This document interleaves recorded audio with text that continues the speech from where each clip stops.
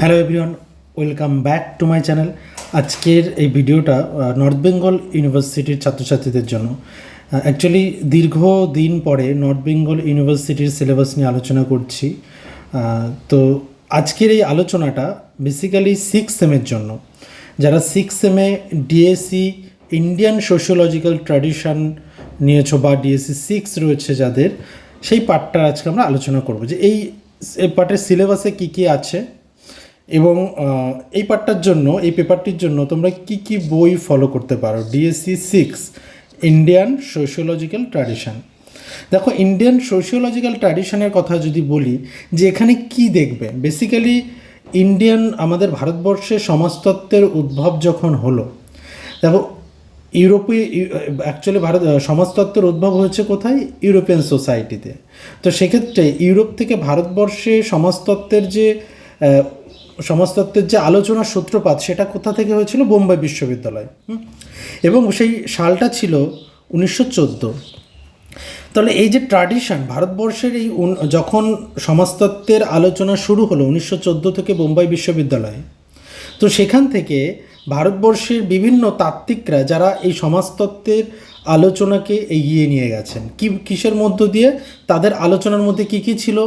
Indian tradition, Indian culture, Indian civilisation. Okay, total আমাদের Indian সোসাইটির primarily তারা focus করেছিল আমাদের ইন্ডিয়ান সোসাইটির ইস্যুস, আমাদের ইন্ডিয়ান সোসাইটির issues of tradition, issues of tradition, modernity, caste, tribe, gender, এই পার্টগুলো নিয়ে। এবং তোমরা জানো যে ভারতীয় সমাজকে ব্যাখ্যা করতে গেলে আর একটা গুরুত্বপূর্ণ অংশ হচ্ছে কাস্ট, যে কাস্ট নিয়েও কিন্তু অনেক তাত্ত্বিক রয়েছেন, তারা আলোচনা করেছেন। তার মধ্যে আমরা জানি অন্যতম জিএস ঘুরে। ওকে, এবং আরও একটা বিষয় বলে রাখি, এই যে ভারতীয় সমাজতত্ত্বের উদ্ভব ঘটলো বোম্বাই বিশ্ববিদ্যালয়ে, এবং এখানে খুব বড় একটা রোল প্লে করেছিলেন জিএস ঘুরে, যে কারণে জিএস ঘুরেকেই কিন্তু আমরা ভারতীয় সমাজতত্ত্বের জনক বলি। আমরা সমাজতত্ত্বের জনক বলে থাকি অগাস্ট কোতকে, কিন্তু ভারতীয় সমাজতত্ত্বের জনক যদি বলি তাহলে অবশ্যই কিন্তু জিএস ঘুরে। ওকে, চলো তাহলে আজকের দেখে নিই তোমাদের কোন কোন তাত্ত্বিককে পড়তে হবে, কোন কোন তাত্ত্বিকরা এই ভারতীয় সমাজতত্ত্বের বা ইন্ডিয়ান সোশিওলজিক্যাল যে ট্র্যাডিশন সেটাকে এগিয়ে নিয়ে গেছেন। প্রথম দেখো, কোর্স কন্টেন্টের মধ্যে তোমাদের প্রথমে ইউনিট 1-এ পড়তে হবে ডিপি মুখার্জি। ডিপি মুখার্জির ফুল ফর্ম কি, পুরো নাম কি এনার? ডিপি মুখার্জির পুরো নাম হচ্ছে ধৈর্যটি প্রসাদ মুখার্জি। ইনিও মূলত কী নিয়ে কাজ করেছিলেন? তিনি মূলত ট্র্যাডিশন এবং মডার্নিটি, ঐতিহ্য এবং আধুনিকতা নিয়ে কাজ করেছেন, এবং মিডিল ক্লাস, মধ্যবিত্ত শ্রেণী। তাহলে ডিপি মুখার্জি আমাদের সোসাইটির দুটো গুরুত্বপূর্ণ অংশ নিয়ে কাজ করেছে। দেখো, ট্র্যাডিশন নিয়ে আমরা পরবর্তীতে আরও তাত্ত্বিক রয়েছে যাদের আলোচনা দেখব, কিন্তু ডিপি মুখার্জির ট্র্যাডিশন এবং মিডিল ক্লাস অর্থাৎ মধ্যবিত্ত শ্রেণী, এই পার্টটা কিন্তু গুরুত্বপূর্ণ। তাহলে এখান থেকে তোমাদের এই দুটো পার্ট দেখবে। দ্বিতীয় যে তাত্ত্বিক, যিনি হলেন রাধাকমল মুখার্জি। রাধাকমল মুখার্জি আরও একজন ভারতীয় সমাজতাত্ত্বিক, যার গুরুত্বপূর্ণ ধারণা ছিল রাধাকমল মুখার্জির পার্সোনালিটি, রাধাকমল মুখার্জির ভ্যালুস। ওকে, রাধাকমল মুখার্জির ভ্যালুস হচ্ছে কি? মূল্যবোধ।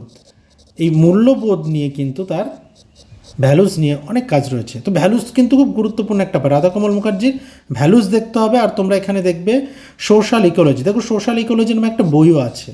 অ্যাকচুয়ালি সোশ্যাল ইকোলজি একটা বই, যে বইতে তিনি সামাজিক বাস্তুতন্ত্রবিদ্যা বা ইকোলজিক্যাল অ্যাপ্রোচ থেকে ব্যাখ্যা করেছেন। তো সেখানে তোমরা কি দেখবে? এখানে সামাজিক বাস্তুতন্ত্রবিদ্যা। ওকে, সামাজিক বাস্তুতন্ত্রবিদ্যা, এবং এটা অবশ্যই কিন্তু আমাদের ইকোলজিক্যাল অ্যাপ্রোচ থেকে তিনি এটাকে দেখেছেন। ওকে, এরপর যে তাত্ত্বিক, যেটা বলছিলাম যে আমাদের ভারতীয় সমাজ ব্যবস্থার খুব গুরুত্বপূর্ণ একটা অংশ হচ্ছে বা গুরুত্বপূর্ণ একটা উপাদান হচ্ছে জাত ব্যবস্থা, তাই তো?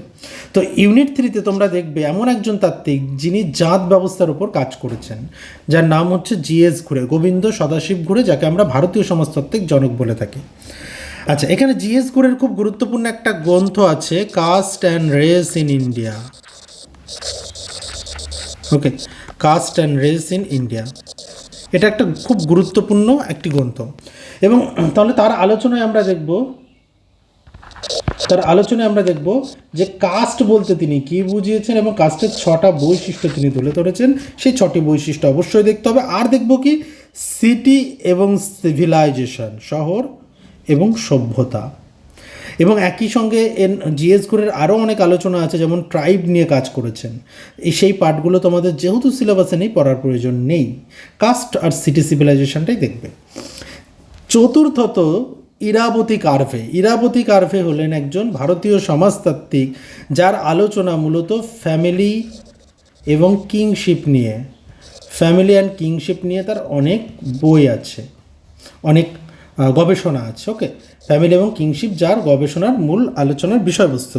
তো সেখানে এই যে কিংশিপকে তিনি জেন্ডার পার্সপেক্টিভে আলোচনা করেছেন, এবং সেখানে তিনি আমাদের ভারতের উত্তর অঞ্চল এবং দক্ষিণ অঞ্চলের আত্মীয়তার একটা ডিফারেন্স তিনি দেখিয়েছিলেন, ঠিক আছে। এবং সেখানে এই যে ডিফারেন্সটা তিনি দেখিয়েছিলেন সেটা সম্পূর্ণ জেন্ডার পার্সপেক্টিভে। জেন্ডার পার্সপেক্টিভ বলতে কেমন, মানে তিনি দেখিয়েছেন যে উত্তর অঞ্চলে এমন কিছু কিছু নিয়মনীতি আছে যেগুলো বিবাহিত মহিলাদের মেনে চলতে হয়, যে আচরণবিধিগুলো মেনে চলতে হয়। আবার সেই আচরণবিধিগুলো দক্ষিণ অঞ্চলের যারা রয়েছে সেই অঞ্চলের বিবাহিত মহিলাদের সেই আচরণগুলো পালন করে চলতে হয় না। তাহলে এই যে ডিফারেন্সটা তিনি দেখিয়েছেন এই কিংশিপের আলোচনা প্রসঙ্গে, এবং সেটাকে অবশ্যই কিন্তু তিনি জেন্ডার পার্সপেক্টিভে দেখেছেন। ওকে, ইউনিট 5-এ খুব গুরুত্বপূর্ণ একজন তাত্ত্বিককে তোমাদের পড়তে হবে, AR Desai, ideas of nationalism. AR দেশাইকে মনে রাখবে। AR দেশাই হচ্ছে জাতীয়তাবাদ নিয়ে আলোচনার কথা যখনই আমরা বলবো, জাতীয়তাবাদের ধারণার কথা যদি আমরা জানি, আমরা কিন্তু AR দেশাইয়ের আলোচনা থেকে দেখেছি। তিনি ন্যাশনালিজম বা জাতীয়তাবাদ নিয়ে আলোচনা করেছেন। এই যে জাতীয়তাবাদের যে ধারণা দিয়েছেন, এই ধারণার উপর এই ধারণা দিয়েছেন একটি গ্রন্থে, যে গ্রন্থটির খুব গুরুত্বপূর্ণ একটা গ্রন্থ, সোশ্যাল ব্যাকগ্রাউন্ড অফ, যে গ্রন্থটির নাম social background of Indian nationalism. Okay, Indian nationalism. এবং এই গ্রন্থটি পাবলিশড হয়েছিল 1984-এ। ওকে, 1984-এ। তো এখানে আইডিয়াস অফ ন্যাশনালিজমে এই গ্রন্থটির মধ্যে কিভাবে ভারতবর্ষের তিনি জাতীয়তাবাদের উন্মেষের ধারণা বা জাতীয়তাবাদ ধারণার যে উন্মেষ কিভাবে হয়েছে তিনি দেখাতে চেয়েছেন, সেই পার্টটা এখানে দেখতে হবে। আর একটা পার্ট বলে রাখি, এই যে যখন তিনি এটা ব্যাখ্যা করেছেন কিন্তু মার্ক্সীয় দৃষ্টিভঙ্গিতে। আমরা এটা কিন্তু অবশ্যই মনে রাখব যে AR দেশাই ছিলেন কিন্তু মার্ক্সবাদী। তার যে জাতীয়তাবাদের ধারণা, এই ধারণার মধ্যে মার্ক্সীয় প্রভাব দেখা গেছে। এবং তোমরা দ্বন্দ্বমূলক বস্তুবাদ নিশ্চয়ই পড়েছো কার্ল মার্ক্সের দ্বন্দ্বমূলক বস্তুবাদের ভিত্তিতে মার্ক্সীয় দৃষ্টিভঙ্গিতে তিনি এটাকে ব্যাখ্যা করেছেন। এবং পরবর্তীতে তার দুটো গ্রন্থ আছে, যে গ্রন্থ দুটি পিজন স্ট্রাগল আর এগ্রেরিয়ান স্ট্রাগলের ওপর দুটি গ্রন্থ আছে। হ্যাঁ, পিজন স্ট্রাগলটা ছিল মূলত স্বাধীনতার আগে, আর এগ্রেরিয়ান স্ট্রাগলটা স্বাধীনতার পরে। তো এটা যেহেতু নেই, আমি ছোট করে আলোচনা করে দিলাম, তোমরা দেখে রাখতে পারো। এরপর MN শ্রীনিবাসের কি সোশ্যাল চেঞ্জ, সামাজিক পরিবর্তন। এই সামাজিক পরিবর্তনের মধ্যে সোশ্যাল চেঞ্জ ইন মডার্ন ইন্ডিয়ার মধ্যে তিনি বেশ কয়েকটা প্রসেসের কথা বলেছিলেন। এই প্রসেসগুলো কিন্তু পড়তে হবে। কি প্রসেস? সেই প্রসেসটা হচ্ছে, একটা প্রসেসকে আমরা বলে থাকি সংস্কৃতায়ন, এবং আরেকটি হচ্ছে পশ্চিমীকরণ। এই দুটি ধারণা গুরুত্বপূর্ণ। এই দুটি ধারণা কিন্তু পড়তে হবে সোশ্যাল চেঞ্জের মধ্যে। যে মডার্ন ইন্ডিয়ার যে সোশ্যাল চেঞ্জ MN শ্রীনিবাস দেখাতে চাইলেন, সেই MN শ্রীনিবাসের যে দুটি প্রক্রিয়ার মধ্যে দিয়ে মডার্ন ইন্ডিয়ার সোশ্যাল চেঞ্জটা দেখিয়েছেন, সেই প্রসেসের মধ্যে দুটি প্রসেস হচ্ছে সংস্কৃতায়ন, পশ্চিমীকরণ। এছাড়াও এই সময়ে বেশ কিছু ধারণা তিনি দিয়েছেন, সেই ধারণাগুলো একটু দেখে রাখবে। যেমন ডোমিনেন্ট কাস্ট, এই ধারণাটা একটু দেখে রাখবে। তারপর আছে ইরাবতী কার্ভে। দেখো, ইরাবতী কার্ভেটা রিপিট আছে, আমি জানি না এটা ভুল হয়েছে মেবি। হ্যাঁ, ইরাবতী কার্ভে জেন্ডার অ্যান্ড কিংশিপ যেটা পড়লাম সেটাই। বিনয়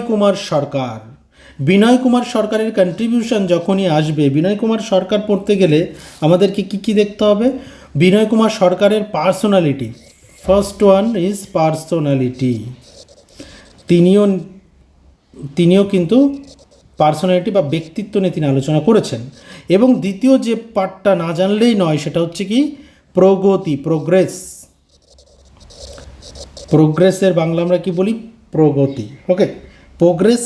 এবং আরেকটা পার্ট তোমরা দেখে রাখবে, যেটা হচ্ছে ইন্ডিয়ান ট্র্যাডিশন। ট্র্যাডিশন, ওকে। এই আর এসসি দুবের তোমরা সোশিয়োলজি অফ ডেভেলপমেন্ট, এসসি দুবের সোশিয়োলজি অফ ডেভেলপমেন্টের মধ্যে তোমরা ইন্ডিয়ান সোসাইটি, ইন্ডিয়ার চেঞ্জিং ভিলেজ, এই পার্টগুলো একটু দেখে রাখতে হবে। এই হচ্ছে তোমাদের 8টা, বেসিক্যালি 8টা, এটা যেহেতু রিপিট আছে তোমাদের 8টা ইউনিট, এই 8টা ইউনিটের মধ্যে এই কয়েকজন ভারতীয় সমাজতাত্ত্বিককে তোমাদের কভার করতে হবে। এখন আসি যে এই বইয়ের জন্য তোমরা এই সিলেবাসটির জন্য তোমরা কি কি বই ফলো করতে পারো। দেখো আমি সমাজতাত্ত্বিক চিন্তাধারা যে বইটা তোমরা ফলো করতে পারো সেটা হচ্ছে সমাজতাত্ত্বিক চিন্তাধারা। সমাজতাত্ত্বিক চিন্তাধারা এই বইটি লেখা ডক্টর শান্তনু ঘোষ। এবং আরেকটি বই আছে যে বইটাও তোমরা ফলো করতে পারো, সমাজতাত্ত্বিক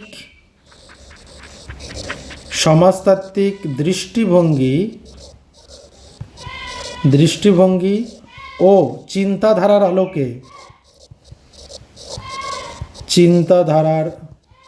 আলোকে ভারতীয় সমাজ চর্চা, ওকে। এই বইটা তোমরা দেখে রাখতে পারো, ওকে। তাহলে এই হচ্ছে এই বইটি কার লেখা, এই বইটি হচ্ছে শুভ্রজিৎ চ্যাটার্জির লেখা,